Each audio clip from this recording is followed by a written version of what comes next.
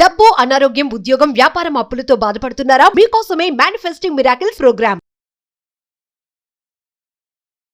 అందమైన జీవితానికి స్వాగతం.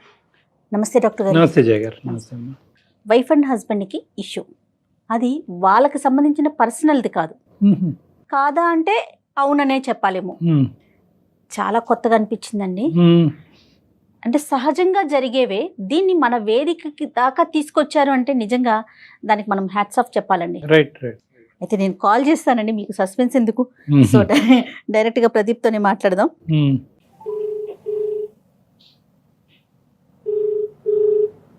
హలో గారండి, అవునండి. నేను అందమైన జీవితం ప్రోగ్రామ్ నుంచి కాల్ చేస్తున్నానండి, జయాని. నమస్తే మేడం. నమస్తే గారు. చూశానండి, డాక్టర్ గారితో కూడా నేను బ్రీఫ్గా చెప్పాను. సో నాతో పాటు డాక్టర్ కళ్యాణ్ చక్రవర్తి గారు ఉన్నారు, ఒక్కసారి మాట్లాడతారా? ఓకే అండి, నమస్కారం సార్. నమస్తే నాన్న. నమస్తే నమస్తే.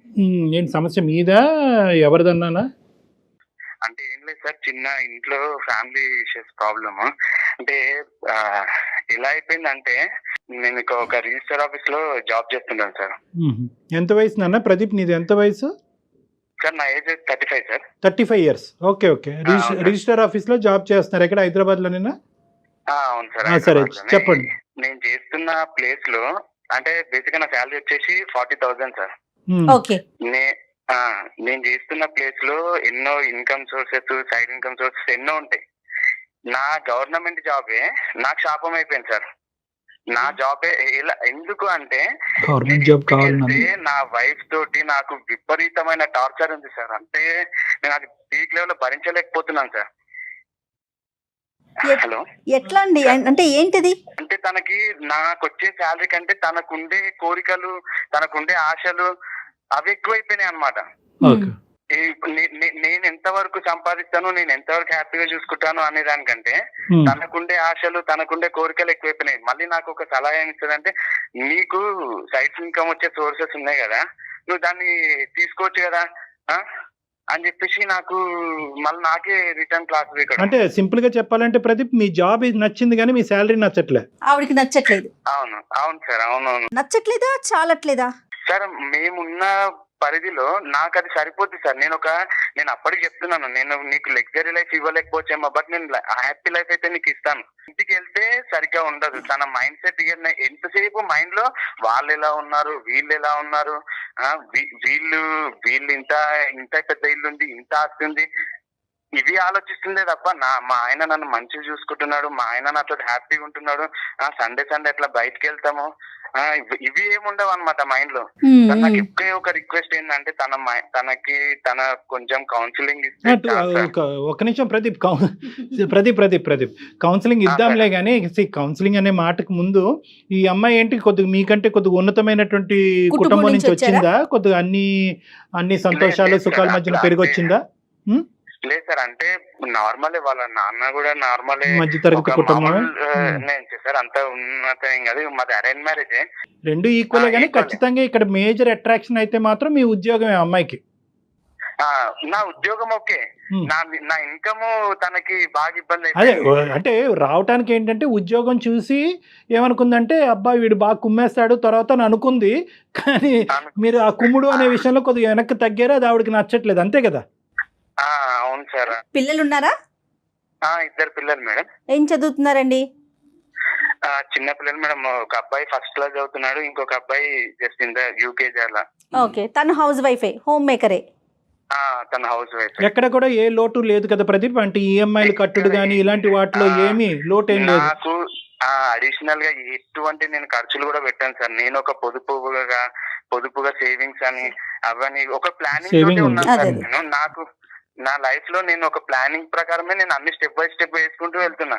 తన ఏంటంటే, ఇప్పుడు నాకు ఇన్కమ్ సోర్సెస్ ఉంటాయి సార్, అవతల వాళ్ళు చాలా దీన పరిస్థితిలో ఉంటారు. వాళ్ళని తీసుకొని నేనేం బాగుపడతా అన్న మైండ్ సెట్ ఉంటుంది నాకు. సంతోషం. ఓకే. అంటే సంతోషంగా ఇచ్చేవాళ్ళు ప్రదీప్ సార్. నాకు సంతోషంగా ఇచ్చే వాళ్ళది కూడా నాకు వద్దు సార్. నేను అనుకున్నాను, నేను ఒక మారల్ వాల్యూస్ తో నేను అనుకున్నా, నేను ఉండాలి, నేను ఇలా ఉండాలి. నాకు వచ్చిన దాంట్లో హ్యాపీగా ఉన్నాను సార్. నేను ఇప్పుడు నాకు 40,000 శాలరీ సరిపోతుందని చెప్పేసి ఉద్దేశంతో నాకు వాళ్ళకి అంతే ఇస్తున్నారు, పే చేస్తున్నారు. సో నేను అందులో హ్యాపీగా ఉన్నాను నేను.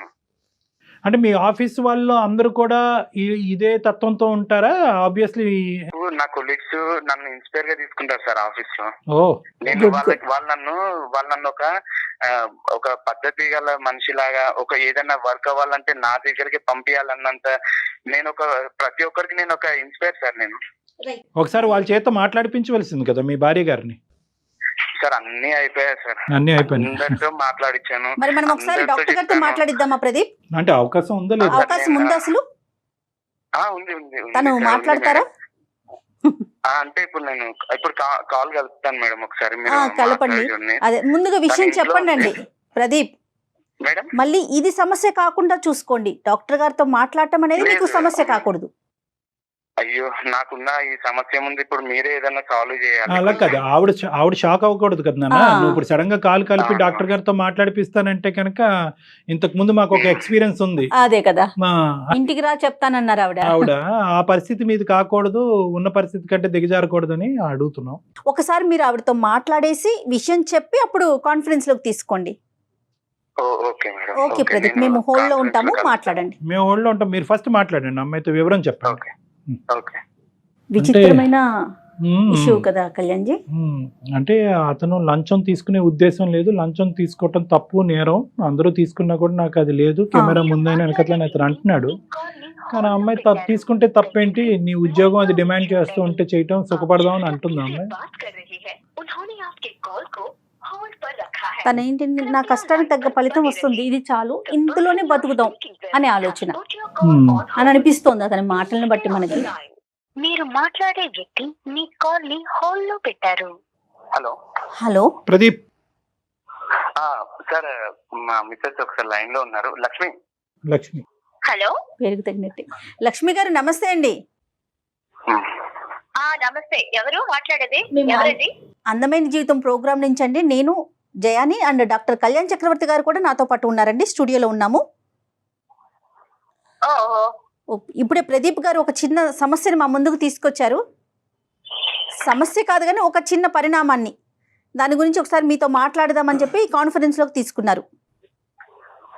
అలాగా, మీరు డాక్టర్ దగ్గరికి ఎందుకు వెళ్ళారు? ఇప్పుడు వెళ్ళాల్సిన అవసరం ఏముంది? లక్ష్మి అమ్మా, నేను వెళ్ళలేదు. నేను సమస్య మన ఇంట్లో చర్చించుకున్నాం, మనం పడుతున్నాం. ఈ ఇష్యూ తీసుకెళ్లి బయట ఎక్కడో పెట్టాల్సిన అవసరం ఏముంది అసలు నీకు? నేను తీసుకెళ్ళి వెళ్ళలేదు. నేను ఇంకా నీకు ఎట్లా చెప్తే అర్థమవుతుందో నాకు అర్థం కావట్లేదు. నేను ఏం చెప్తే నీకు అర్థమవుతుంది? నేను మన అమ్మ వాళ్ళతో చెప్పించిన, మీ అమ్మ నాన్నతో చెప్పించా, నా ఇంటి పక్కన వాళ్ళతో చెప్పించా. అంటే కొంతమంది ఎంతమంది ఎవరు చెప్పినా ఎన్ని చెప్పినా నువ్వు మారితేనే కానీ మన లైఫ్ అంటూ మారదు. ఫస్ట్ నువ్వు మారాలి. నువ్వు మారితేనే మన లైఫ్. లక్ష్మి గారు ఒక్క నిమిషం అండి, ఒక్క నిమిషం. లక్ష్మి గారు, ఇది ఒక్క నిమిషం అమ్మా. మీరు ఇది అవమానకరంగా భావించద్దు, ఎందుకంటే ఇది కేవలం మీ సమస్య, అతని సమస్య కాదు. ఇది మీ కుటుంబ సమస్య, మీ పిల్లలకు సంబంధించిన సమస్య. అన్ని ప్రయత్నాలు జరిగిన తర్వాత కూడా పరిష్కారం లేక ఇంట్లో మనశ్శాంతి పోయినప్పుడే అతను ఏంటంటే అట్లీస్ట్ మా దగ్గర నుంచి ఏమైనా హెల్ప్ వస్తుందేమనే ఉద్దేశంతో, ఒక మంచి ఉద్దేశంతో మాకు ఫోన్ చేశాడు. బహుశా మిమ్మల్ని పూర్తిగా ప్రిపేర్ చేయలేనట్టుంది అతను. అయినా కానీ మీరు వచ్చిన చోటకి ఇప్పుడు మేము మాట్లాడేటటువంటిది ఇదంతా కూడానమ్మా ఒక మంచి ఉద్దేశంతోనే. అన్ని వివరాలు గోప్యంగా ఉంటాయి, మీ పేరు తప్ప మీరు ఎవరు ఏంటి ఎక్కడుంటారు అనే అంశం కూడా ఇక్కడ పరిగణలోకి రాదు. మీకు నచ్చినటువంటిది, మీకు నొప్పి కలిగించేటటువంటి అంశం మేము ఎప్పుడూ మాట్లాడాం. ఒక సలహా సూచన మాత్రమే ఇస్తాం, కానీ ఖచ్చితంగా ఇలా ఫాలో చేయాలని ఎవరి మీద ఒత్తిడి చేయం. భార్యాభర్తలని దూరం చేసేటటువంటి ఉద్దేశం అస్సలు మాకు లేదు. మీరు ఇంకా రానున్న రోజుల్లో స్మూత్గా ప్రయాణం చేయడానికి ఎటువంటి అంశాల మీద మీరు ఫోకస్ చేస్తే బాగుంటుంది అన్నది మాట్లాడుకుందాం, అంతేనమ్మా. ఓకే సార్, చెప్పాడు నాకు అసలు తెలీదు, బట్ నా లైఫ్ అంతా విసిగిపోయిన్నాను సార్ నేను. అయ్యో, అదేంటమ్మా? నా లైఫ్ అంతా విసిగి, ఆయన ఏం చెప్పారో మీకు నాకు తెలియదు కానీ మేడం, నా లైఫ్ మొత్తం నేను విసిగిపోయిన్నాను మేడం. ఏంటి లక్ష్మి సమస్య ఏంటి మీకు? కాదు లక్ష్మి, మీ సమస్య ఏంటమ్మా? అంటే ఏం లేదు మేడం, పైకి చూడడానికి మా లైఫ్ చాలా అందంగానే ఉంటుంది. ఆయన ఒక గవర్నమెంట్ ఎంప్లాయ్, జాబ్ ఉంది, పేరుకి జాబ్ ఉంది, నెలకి 40,000 వస్తుంది. ఓకే, ఆ జీతం దేనికి సరిపోతుంది అనేది మాకు అసలు ఏం అర్థం కావట్లేదు మేడం. ఇప్పుడున్న రోజుల్లో, ఇప్పుడున్న క్యాల్కులేషన్స్ బట్టి ఆ డబ్బు అసలు దేనికి చెయ్యాలి? ఇంట్లో ఉన్న ఎక్స్పెన్సెస్ ఏంటి? ఆయనకి ఎక్స్ట్రా మనీ తీసుకునే ఛాన్స్ ఉండి కూడా లేదు నేను ఒక్క రూపాయి కూడా తీసుకోను, నాకు ఇచ్చిన జీతంలోనే మనం బతుకుతాం, దీని మీదే మన లైఫ్ లాంగ్ వెళ్దాం, నేను వేరే ఒక్క రూపాయి నేను ఆశించను, నాకు వద్దు ఎక్స్ట్రా మనీ చెప్తూ ఉంటే. అంటే ఎక్కువ ఓవర్ టైం వర్క్ చేసి ఎక్స్ట్రా మనీ వస్తుందండి, ఎట్లమ్మా? అలాగేం లేదు సార్ మేడం, ఆయన ఎంత వర్క్ చేసినా సేమ్ వచ్చేది మాత్రం అదే ఫిగర్ మేడం, అంతే వస్తుంది. కాదు నాన్న, ఎక్స్ట్రా మనీ అంటే ఏంటి? అంటే మీ ఉద్దేశంలో ఏంటి? ఎక్స్ట్రా మనీ అంటే ఇప్పుడు ఆయన ఒక government employee sir, government employee అయితే ఇప్పుడు వాళ్ళు ఏమన్నా లైక్ రిజిస్ట్రేషన్ ఆఫీస్ లో జరిగే వాటికి వాళ్ళు వర్క్ కంప్లీట్ అయిన తర్వాత వాళ్ళ సంతోషంతో వాళ్ళు ఇస్తారు మనీ. ఏ భాష అయినా లంచం అంతేగా? అంతే సార్ అది ఇచ్చిన దాన్ని కూడా అంటే ఇప్పుడు మీరు వెళ్ళి బలవంతంగా లాక్కోమని నేను చెప్పట్లేదు సార్, నాడు సంతోషంగా ఇచ్చాడు, ఏడుస్తూ ఇచ్చాడు, మనకేం తెలుసులేండి కదమ్మా. మాత్రం నేను అనను. వాళ్ళ సంతోషంతో వాళ్ళ పని అయిన తర్వాత వాళ్ళ చేతికి ఇస్తున్నది కూడా నాకు వద్దు అని చెప్తుంటే అది ఎలా ఉంటుంది సార్? అలాంటివి కూడా తీసుకోకుండా ఇప్పుడు లైఫ్ ఎలా లీడ్ చేద్దామని ఇప్పుడున్న రోజుల్లో. కాదమ్మా, ఎక్కడన్నా మీరు అది రాసి ఉండటం చూసారా? సంతోషంగా ఇస్తే కనుక లంచం కాదు, ఏడుస్తూ ఇస్తే కనుక లంచం అనేది ఎక్కడన్నా చూసారా మీరు? కాదుగా. అదేం చూడలేదు సార్, తెలుస్తుంది విషయాలు. ఆయన నోట్ అంటే ఆయనే చెప్పారు నాకు. నువ్వు చెప్పిన విషయమే కదా, నువ్వే చెప్పావు కదా నాతో. వాళ్ళు ఇలాగా సంతోషంతో పని అయ్యింది తర్వాత తీసుకుంటాను, నేను తీసుకోవాలని చెప్తుంటే ఎలా? బాగా ఆవిడ ఇన్ఫ్లుయెన్స్ అయ్యింది, కంప్లీట్ గా ఆవిడ బ్రెయిన్ వాష్ అయ్యింది. నాకు రివర్స్ అయ్యి ఇలా నన్ను టార్చర్ పెడుతుంది నేను అసలు ఎక్స్పెక్ట్ చేయలేదు లక్ష్మి. అతను మంచిగా చెప్పింది. ఇది రివర్స్ కాదు, రివర్స్ అని ఎందుకు అనుకుంటున్నావు నువ్వు? నన్ను తీసుకొని నేను చెప్పట్లేదు, అవతల వాళ్ళని కొట్టి మీరు నాకు ఇది ఇవ్వండి, మీకు ఇది ఇస్తేనే కానీ నేను మీకు పని చేయను అని మీరు చెప్పనట్లేదు. వాళ్ళ వర్క్ చేస్తున్నారు, కంప్లీట్ చేస్తున్నారు, వాళ్ళ పని తొందరగా చేయడం వల్ల వాళ్ళ సంతోషంతో ఇచ్చిన డబ్బును కూడా మీరు అది ఎందుకు వదులుకుంటున్నారు అని. ఇది ఇప్పుడు ఉన్న డబ్బులతో మనకి ఖర్చులు సరిపోతాయా? ఏ సీసీటీవీ కెమెరాలోనో అతను ఏ ఏసీబీఓలకో చిక్కాడు అనుకోండి, చెప్తున్నా ఉదాహరణకి, చిక్కాడు అనుకోండి, ఎవడైతే సంతోషంగా డబ్బులు ఇస్తానన్నవాడు వచ్చి చెప్తాడా ఏమండి నేను సంతోషంగానే ఇచ్చానండి అని చెప్తాడా? చెప్పరు సార్, చెప్పరు. కాకపోతే నేను బలంగా తీసుకోమని చెప్పట్లేదు కదా సార్. ఇప్పుడు ఆ కెమెరాలు ఉన్నాయి, రైట్, కరెక్టే, ఆ విషయం నేను కాదనట్లేదు. కాకపోతే ఇచ్చే వాళ్ళు ఇప్పుడు అక్కడ ఎదురుగా కెమెరాల దగ్గర ఇవ్వాలని ఏముంది, తర్వాత పక్కకు వచ్చి ఇవ్వచ్చు లేదా ఇంటికి వచ్చి ఇవ్వచ్చు, లైక్ ఇలాంటివి కూడా జరిగిన ఇష్యూస్.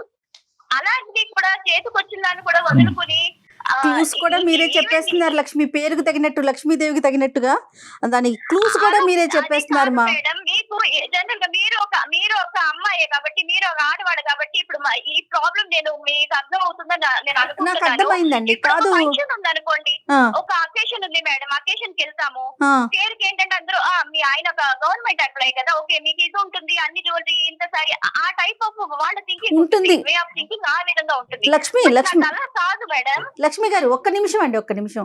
కరెక్టే, మన చుట్టుపక్కల ఉన్నవారు వారి తాహతకు తగినట్లుగా వారు ఉంటారు. మన కెపాసిటీ ఎంతో మనం అలా కదా ఉండాలి. మరి మన పిల్లలకి మనం ఏమి నేర్పిస్తున్నాం? నా భర్త న్యాయపరంగా ముందుకెళ్తున్నాడు, అతను చూసి నేను గర్వపడుతున్నానని ఒక్క మాట చెప్తే కనుక 100కి 100 నోరు మూసుకుంటాయమ్మా. అంటే నువ్వు చెప్పేటట్టు చెప్పింది రైటే. నా విషయం ఏంటి చెప్పండి, ఒక ఫ్యామిలీ ఫంక్షన్స్ కి వెళ్ళినా లేదంటే ఒక ఏమైనా పార్టీస్ కి దేనికి వెళ్దామన్నా, ఈవెన్ కనీసం ఒక పార్టీకి కానీ మ్యారేజెస్ కానీ అటెండ్ అయితే ఒక్కరికి ఒక మంచి డ్రెస్ అనేది ఉంటుంది సార్. మాకు వచ్చిన దాంట్లో ఏ ఎక్స్ట్రా లంచ్ అనేది ఎక్స్ట్రా రూపీస్ తీసుకోకుండా మేము బాగానే హ్యాపీగానే ఉండగలం. పిల్లల పరిస్థితి ఏంటి సార్? రేపు పాపకి ఇప్పుడు స్కూల్ అడ్మిట్ చేయాలంటే 1 lakh రూపీస్ సార్. చిన్న పాపకి స్కూల్లో అడ్మిట్ చేయాలంటే 1,00,000 రూపాయలు. ఇప్పుడు రేపు ఏమన్నా డాక్టర్ సీట్ ఇలాంటిది ఏమన్నా వస్తే ఏం చేయాలి సార్? అమ్మ, నీ భర్త ఒకప్పుడు నీ భర్త ఒక డొనేషన్ అనే పేరుతో వాళ్ళు లంచాలు తీసుకుంటున్నారు. బట్ మేము దాని డొనేషన్ అంతా దీనికి ఎందుకు లంచం అని పేరు పెడుతున్నారు? ఎవరో గడ్డి తిన్నారని చెప్పి మీ అందరూ గడ్డి తినక్కర్లేదు. Point number 1. పాయింట్ నెంబర్ 2, ఒకప్పుడు నీ భర్త ఒక సాఫ్ట్వేర్ ఉద్యోగస్తుడు అయ్యాడు అనుకో, చెప్తున్నాను, ఒక ఫిక్స్డ్ టైమింగ్ బట్టి ఫిక్స్డ్ శాలరీ బట్టి ఉండుంటే కనుక ఏం చేద్దాం అమ్మా? వదిలి వెళ్ళిపోయి ఉండేదానివా? ఇంతే వచ్చిందని సరిపెట్టుకుని ఉండేదానివా? నెంబర్ 1. నెంబర్ 2 ఏంటంటే కనుక గవర్నమెంట్ ఉద్యోగం ఉంది కాబట్టి లంచాలు తీసుకోవటం ఒక కెపాసిటీ ఉంటుంది కాబట్టి శాలరీ కంటే 10 రెట్లు డబ్బులు వస్తాయి కాబట్టి చేసుకున్నావా నువ్వు ఇతన్ని? అలాగని కాదు సార్, అలాగని కాదు. ఉన్న అమౌంట్ తో ఇప్పుడు లైఫ్ లీడ్ చేయడం కష్టం. మీరు ఏం చదువుకున్నారు? డిగ్రీ చేశాను మేడం. ఓకే, మీరు ఏదైనా చిన్న ఉద్యోగం చేసుకోవచ్చు కదా, ఆయనతో పాటుగా ఎంతో కొంత సహాయంగా ఉంటుంది కదా. 40+20 కదా. ఆ ఆవిడకి దాని కూడా అయ్యింది మేడం.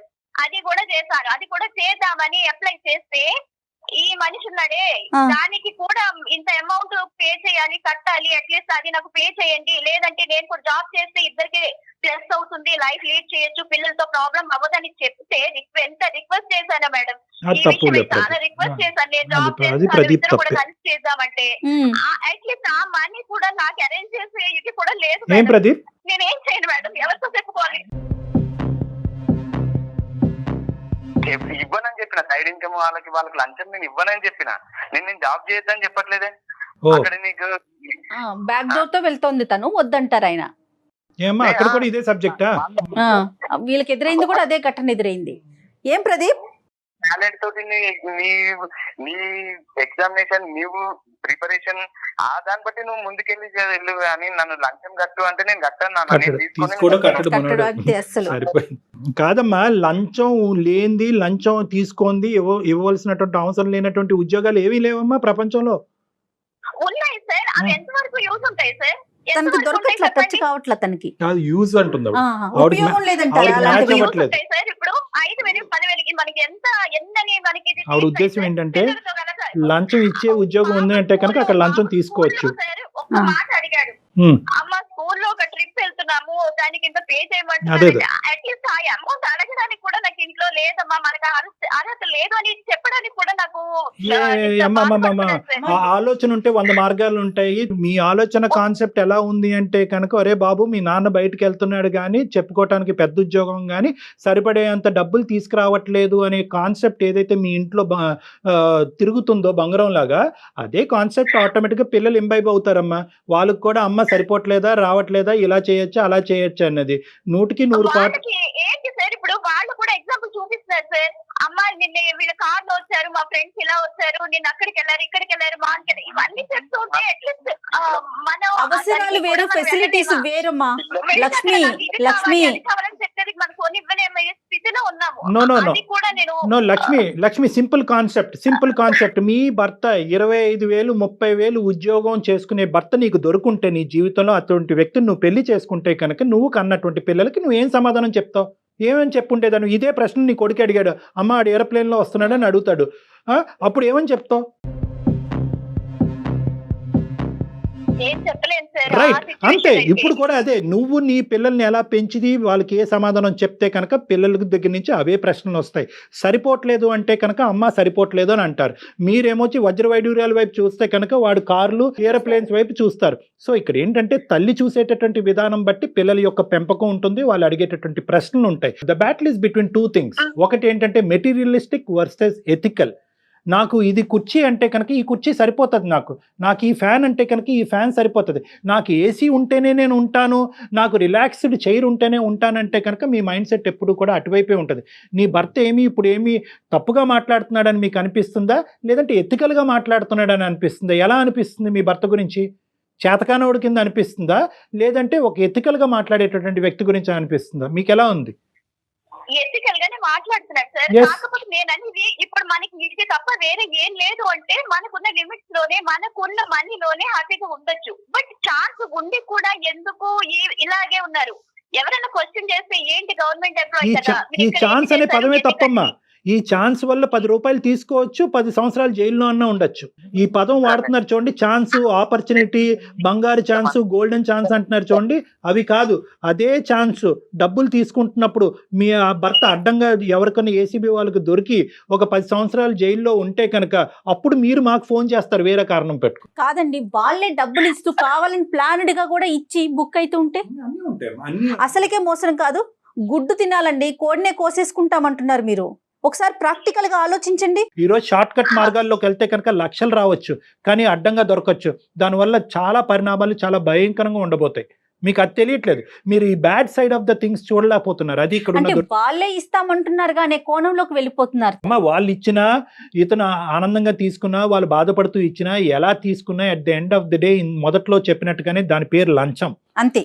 లంచం తీసుకోవటం, ఇవ్వటం అనేటటువంటిది కూడా రెండు చట్టరీత్యా నేరం. అలా కాదు సార్, ఈ రోజున ఎవరున్నారు సార్ అలాగా? ఇప్పుడు మన బలవంతంగా అడిగి తీసుకోవట్లేదు. ఎవరున్నా లేకపోయినా సార్ మనకి ఉన్నది ఒకటే లైఫ్ సార్, ఉన్న ఒక్క ఒక్క లైఫ్ కూడా మనం ఎంజాయ్ చేయకపోతే ఎలా సార్? అమ్మా ఎవరు లక్షలు అడగమని చెప్పట్లేదు కదా, ఇచ్చింది ఫిక్స్ అయ్యారు అన్న.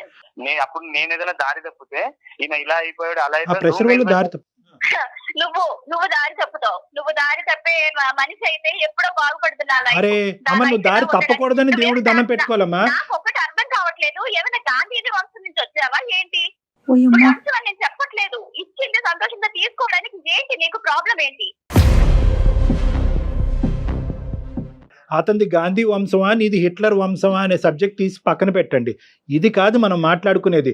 ఇప్పుడు ఏంటంటే లంచం సంతోషంగా ఇస్తే తీసుకోవాలి అని నువ్వు అంటున్నావు, కానీ మేము చెప్పేటటువంటి సబ్జెక్ట్ ఏంటంటే ఆ లంచం తీసుకుంటూ నీ భర్త దొరికిపోతే అప్పుడు పరిస్థితి ఏంటి అనే ప్రశ్న నిన్ను అడుగుతున్నాం.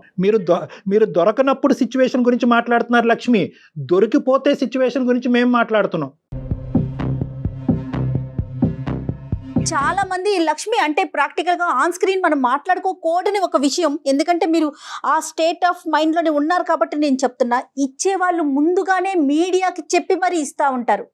అలాంటి కేసులు కూడా కోకొల్లలు కదా. దొరుకుతాడా దొరకడా అన్నది కాదమ్మా, ఇది అతని యొక్క వ్యక్తిత్వం. నీ భర్త యొక్క వ్యక్తిత్వము తాకట్టు పెట్టుకుని ఒక పిచ్చి పని చేయవలసినటువంటి అవసరం ఏముందమ్మా? తప్పు ఈ రోజు తప్పే కదా. నీ వ్యక్తిత్వాన్ని విరగ్గొట్టుకుని మిమ్మల్ని ఒక పని చేయమంటాడు నీ భర్త, నువ్వు చేస్తావా? ఒక మనిషికి ఒక వ్యక్తిత్వానికి మించినటువంటి ఆస్తి ఏముందమ్మా? ఏముంది? చప్పట్లు కొట్టించు, నలుగురు చేత చప్పట్లు కొట్టించు, నా భర్త ఇంత గొప్పవాడు అని చెప్పి. ఇంత దూరంగా ఉండి మీకు మాకు ఏ సంబంధం లేనటువంటి ఈ ప్రోగ్రాం నడిపిస్తూనే మేము మీ భర్తను చూసి ఆహా అనుకున్నాం, నేను జయ గారు చూసుకుని ఇందాక. అసలు నీలో ఆవగించేంత సంతోషం, ఒక ఆనందం కూడా లేదమ్మా. దురదృష్టకరమైనటువంటి భర్త దొరికాడు, లంచం తీసుకున్నటువంటి భర్త దొరికాడు, అడ్డంగా దొరికిపోయి జైల్లో కూర్చున్నటువంటి భర్త దొరికాడు అన్నట్టు నువ్వు మాట్లాడటం మాకు చాలా ఆశను కలిగిస్తున్నాము. సో ఈ రోజు ఉన్నదాంతో ఎలా సరిపెట్టుకోవాలి? లేదు, స్తోమత లేదు, పిల్లల భవిష్యత్తు, మెడిసిన్ చదివించాలి, అప్పుడు డొనేషన్లు కట్టాలి అంటే కనుక దానికి వేరే మార్గాలు ఉన్నాయి. లక్ష్మి ఉన్నావా? కట్ చేసావమ్మా. మీకు రియాలిటీ చెప్తున్నానన్నా, రియాలిటీ చెప్తున్నాం. ఈ రోజుతో అయిపోయే జీవితం కాదు. ఈ రోజు ఏం మీ భర్త రిజైన్ అయిపోవట్లేదు, ఇంకా రానున్న రోజుల్లో ప్రమోషన్లు వస్తాయి, ఇంక్రిమెంట్లు వస్తాయి, ఇంకా ఉన్నతమైన స్థాయిలోకి వెళ్తారు. మీరు ఉద్యోగం చేయటం మొదలు పెడితే 2 చేతులతో సంపాదిస్తారు. తీసుకెళ్లి ఏ ల్యాండ్ మీదో ఏ బ్యాంకులోనో వేసి ఇన్వెస్ట్ చేయండి, సేవ్ చేయండి. 10కి 10 పెరుగుతుంది. రేపొద్దున మీ పిల్లలు ఎదిగి మా తండ్రి ఇంత నీతిమంతుడిగా మమ్మల్ని పెద్ద చేశాడు, అడ్డదోవల్లోకి వెళ్ళి మమ్మల్ని పెంచలేదని గొప్పగా చెప్పుకుంటారు. ఇవమ్మా ఎల్లకాలం కలకాలం నిలబడేది, గోళ్ళు మేడలు కాదు. లక్ష్మి బాధపడకమ్మా, గట్టిగా చెప్తే క్షమించు, కానీ ఉన్న మాట చెప్పాలి కాబట్టి అలా చెప్పాను. ఇంట్లో మానసిక ప్రశాంతత ప్రధానమైనటువంటి అంశం. అదే కోట్లాది రూపాయలు. నీ భర్త ఇంటికి వచ్చినప్పుడు సంతోషంగా అతన్ని ఆహ్వానించు, ఇంట్లో అందరు ఇంటిళ్ళ పాలి సంతోషంగా ఉండేటట్టు చూసుకో. రేపొద్దున దాని యొక్క ఫలితం ఏంటన్నది నీకే అర్థం అవుతుందమ్మా. ఆయుష్ పెరుగుతుంది, ఆరోగ్యం పెరుగుతుంది, ఆనందం పెరుగుతుంది. ఫస్ట్ ఆ కాన్సెప్ట్, ఈ డబ్బు అనే కాన్సెప్ట్ కాసేపు పక్కన పెట్టి ఆనందంగా జీవించడం ఎలా అనే దాని మీద కాన్సన్ట్రేట్ చేయి. అది కేవలం డబ్బుతోనే రాదు. అమ్మా లక్ష్మి ఏడుస్తా, నేను నువ్వు ఏడవాలని చెప్పేసి నీకు వాళ్ళతో డాక్టర్తో గానీ మేడంతో గానీ నీకు క్లాస్ తీయించాలన్నది నా ఉద్దేశం కాదు. నీకు నేను చెప్పి ఏ వర్షంలో చెప్పినా నీకు అర్థం కావట్లేదు అన్న ఒక చిన్న బాధతోటి నేను వాళ్ళతో నీకు మాట్లాడించాను. నువ్వు ఏడవాలని కాదు. ఓకే, ఆలోచించుకో. మీ ఆయన పదే పదే ఏడిపించారు అని అంటున్నాడు మమ్మల్ని. మేమేమి ఎవరిని ఏడిపించలేదమ్మా. ఉన్న మాట చెప్తే నీకు చేదుగా అనిపిస్తుంది కాబట్టి మాట్లాడుతున్నామమ్మా. లక్ష్మి 4 మెతుకులు నోట్లోకి వెళ్ళటానికి ఎన్నో బాధలు పడుతున్నారు లక్ష్మి. నిజం చెప్పాలంటే మనమంతా చాలా సంతోషంగా ఉన్నాం. లక్ష్మి అమ్మా, ఒక్కటి ఫైనల్ గా ఏమనుకుంటున్నావు చెప్పమ్మా. అదే సార్, ఇప్పుడు మనకి ప్రపంచం అంతా ఇలా బాగుంది చూడాలి, రామరాజ్యం అని చెప్పేసి ఆ లెవెల్లో ఆ టైప్ లో చెప్తున్నారు సార్ మీరు చెప్పే నీతులన్నీ. అలా ఎలాగ సార్? వినడానికి అన్ని వివేకానంద నీతులు చాలా చాలా బాగుంటాయి సార్. అందులో మనకి దిగితేనే కదా సార్, అనుభవిస్తేనే కదా సార్ మనం పడే బాధ అనేది తెలుస్తుంది. ప్రపంచం ఇరుగు పొరుగు ఎదిరిల్లు పక్కిల్లు గురించి నీకు అనవసరం అమ్మా. ఇందాకటి నుంచి నేను ఒకే మాట చెప్తున్నాను, ఏ పుట్టలో ఏ పాముందో మనకు తెలియదు అనేటటువంటిది. మనకు దేవుడు ఏమి ఇచ్చాడు అనేటటువంటి దాంతో మనం రిస్క్ లేకుండా సంతోషంగా ఉండటం గురించి చెప్తున్నాను. లోకమంతా పచ్చగా ఉందా, లోకమంతా రామరాజ్యం అనేటటువంటి మాట నేను అనట్లేదు. లోకం ఎలా ఉంది ఎలా ఉండదు అనేటటువంటి మాట తీసి పక్కన పెడితే మనకి ఏ సంపాదన లేకుండా అయితే మనం లేవుగా. కేవలం లంచాల మీదే బతకవలసినటువంటి అవసరం లేదు కదా. మనం కరెక్ట్గా ఉండి మన ఎథికల్గా ఉంటూ ఇంట్లో సంతోషం సుఖంతో పాటు ఉండుతూ భర్తకు నచ్చేటటువంటి విధంగా నడుచుకునేటటువంటి పద్ధతిని మనం అనుసరిస్తే కనుక ఆ సుఖమే రామరాజ్యం, ఆ సుఖమే పచ్చదనం. అలా అనుకుని ముందుకెళ్ళమంటున్నానమ్మా. లోకం బట్టి మనం ఎందుకు ప్రయాణం చేయాలి లక్ష్మి? ఎస్, నేను చెప్పినటువంటి మాటలన్నీ కూడా ఒక్కసారి క్షుణ్ణంగా ఆలోచించండి. మీరు కూల్ మైండ్ సెట్తో, డైవర్టెడ్గా బయాస్డ్ మైండ్ సెట్తో కాకుండా ప్రదీప్ గారు ఇందాక చెప్పినట్టుగా వాళ్ళు వీళ్ళు గవర్నమెంట్ ఉద్యోగుడు భార్యవి, నువ్వు ఇక్కడ కాదు అక్కడ ఉండాలి, ఈ టాక్ అంతా ఫస్ట్ కట్ చేయండి. మీరు ఇన్ఫ్లుయెన్స్ అవుతున్నారు. ఈ టాక్ కట్ చేసి నేను నా భర్త, నా సుఖం నా సంతోషం, ఏముంటే ఉంటుంది ఏముండకపోతే ఉండదు అనే కేవలం మీ యొక్క మైండ్ సెట్ ఉపయోగించుకుని ఒక కంక్లూజన్కి రండి. You will get the clarity. Influence అవ్వకండి. ఓకే లక్ష్మి? ఓకే లక్ష్మి. ఓకేనమ్మా. Right Lakshmi, all the best. Pradeep, madam Pradeep, all will be well. Me mind set ని ఎట్టి పరిస్థితుల్లో మార్చుకోవద్దు ప్రదీప్. ఈ రోజు అయితే నా పని చేస్తున్నా, నేను చచ్చిపోయినట్టే. నేను వెరీ గుడ్. నేను అది చెప్పిన. సరే, okay Pradeep. Right right Pradeep. Okay okay okay. Right Pradeep, thank you. Thank you Pradeep and Lakshmi. All the best. నమస్తే. నమస్తే.